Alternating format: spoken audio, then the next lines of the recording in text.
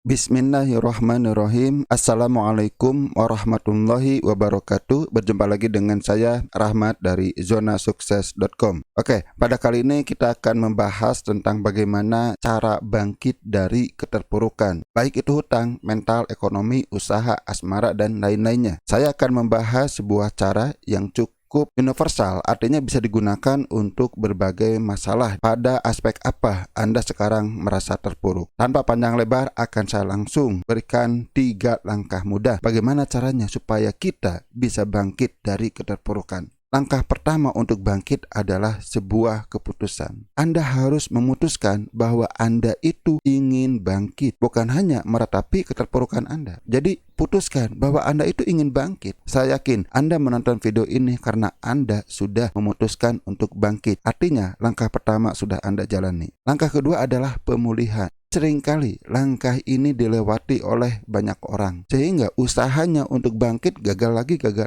Kenapa? Karena untuk bangkit itu kita membutuhkan apa yang disebut dengan perjuangan. Perjuangan butuh energi, perjuangan perlu pemikiran yang tajam. Jika Anda tidak memulihkan terlebih dahulu, Anda akan kesulitan untuk bangkit dari keterpurukan. Anda akan sulit berjuang jika kondisi diri Anda sendiri belum pulih. Oleh karena itu, sebelum Anda berjuang untuk bangkit, Anda perlu melakukan pemulihan. Inilah yang seringkali terlewatkan. Mereka langsung ingin berjuang, langsung ingin berusaha, ingin langsung mendapatkan solusinya, tapi lupa untuk melakukan pemulihan dulu. Oke, kita masuk ke langkah pertama, yaitu sudahkah Anda memutuskan untuk bangkit? Saya anggap Anda sudah. Buktinya, Anda sudah mau menonton video ini. Langkah berikutnya adalah pemulihan. Ada 4 aspek yang perlu Anda pulihkan. Ini perlu Anda lakukan jika Anda ingin siap untuk berjuang kembali, untuk bangkit dari keterpurukan Anda saat ini. Apa saja sih 4 aspek yang perlu dipulihkan itu? Yang pertama adalah ruhiyah. Anda perlu sekali, sangat penting untuk memulihkan ruhiyah Anda. Saat Anda terpuruk, seringkali ruhiyah kita menurun. Misalnya rasa putus asa. Rasa putus asa itu bukti bahwa ruhiyah kita itu sedang turun. Tidak yakin, tidak memiliki optimisme. Itu semua bersumber dari ruhiyah, karena keimanan kita yang sedang turun. Maka kita perlu memulihkannya. Yang pertama adalah istighfar. Mohon ampun kepada Allah saat kita sudah kehilangan atau berkurangnya keyakinan, atau atas dosa-dosa yang kita lakukan, atau atas kesalahan-kesalahan yang pernah kita lakukan. Mohon ampun. Kemudian kembali mendekatkan diri kepada Allah agar kita mendapatkan pertolongan Allah. Silakan untuk lebih lengkapnya Anda bisa bertanya kepada para ustadz, kepada para kiai, bagaimana cara kita meningkatkan ruhiyah. Yang kedua adalah kita perlu memulihkan perasaan kita. Salah satu aspek dalam kehidupan kita yang terkena saat terpuruk adalah perasaan kita. Sedih, kecewa, marah, frustasi, dan sebagainya ada dalam diri kita. Untuk itu kita perlu untuk memulihkan perasaan kita. Ini juga seringkali terlewat. Aspek yang seringkali dilewatkan oleh orang yang ingin bangkit, yaitu ruhiyah dan perasaan.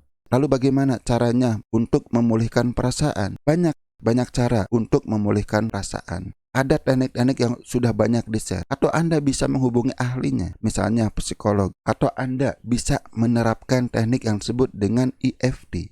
Bagi Anda seorang muslim, sebenarnya satu teknik yang sudah diajarkan Allah dan Rasulnya, yaitu memperbanyak zikir. Insya Allah, zikir adalah salah satu penyembuh perasaan yang paling mujarab jika Anda melakukannya dengan khusyuk, dengan memahami apa yang kita lakukan.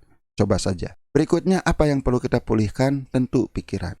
Pikiran kita kacau, pikiran kita bingung saat kita sedang terpuruk. Kita ingin segera bangkit. Bagaimana caranya supaya kita lepas dari keterpurukan? Tapi kita bingung. Kenapa? Karena pikiran kita sedang kacau. Untuk itu, kita perlu memulihkan pikiran. Bagaimana caranya? Mengalihkan atau mengarahkan fokus kita. Fokuskan kepada apa yang kita inginkan.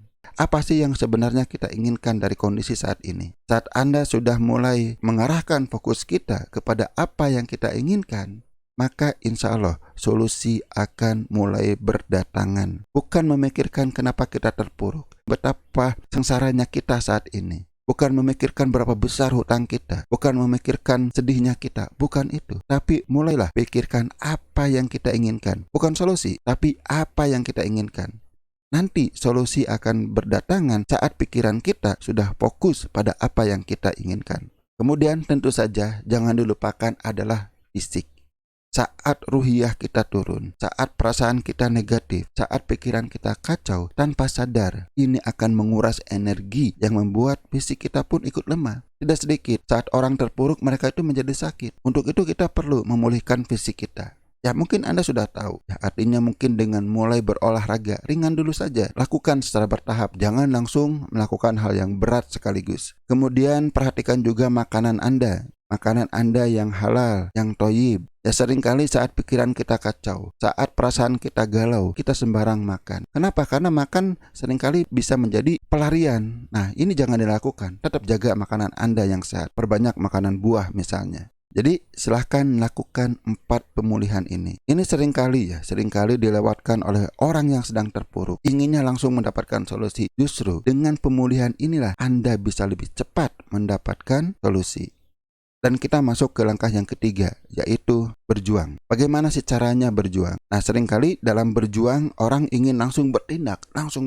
Tentu saja kita perlu bertindak. Saat Anda sudah memikirkan bagaimana caranya, apa yang perlu saya lakukan untuk bertindak, itu adalah langkah yang benar. Saya tidak mengatakan salah, tapi ada 4 aspek yang perlu Anda perhatikan dalam perjuangan. Yang pertama, obsesi. Apa itu obsesi? Ya mungkin banyak orang yang mengartikan obsesi itu negatif. Ya tidak, obsesi itu netral. Tergantung Anda obsesinya apa. Jadi keinginan Anda menjadi bangkit itu harus menjadi obsesi Anda. Artinya keinginan yang kuat, keinginan yang menggebu-gebu. Atau bisa juga dikatakan dengan istilah burning desire, keinginan yang menyala-nyala.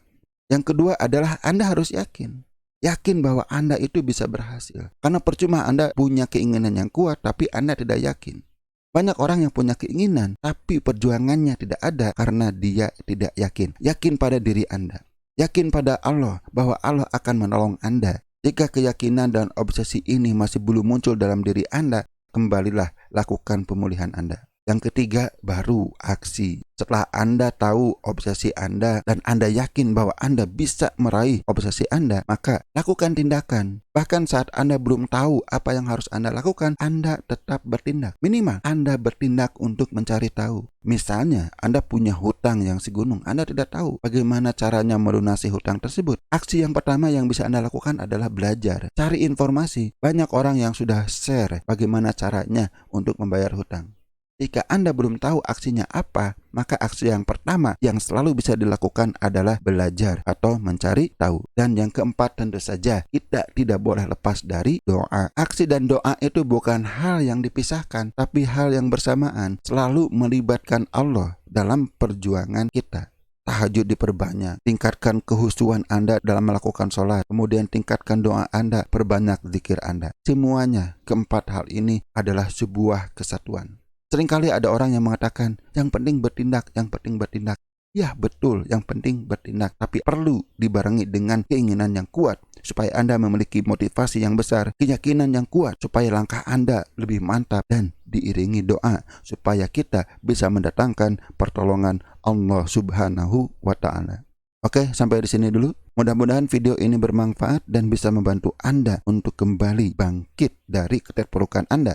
Apapun keterpurukan Anda. Wassalamualaikum warahmatullahi wabarakatuh.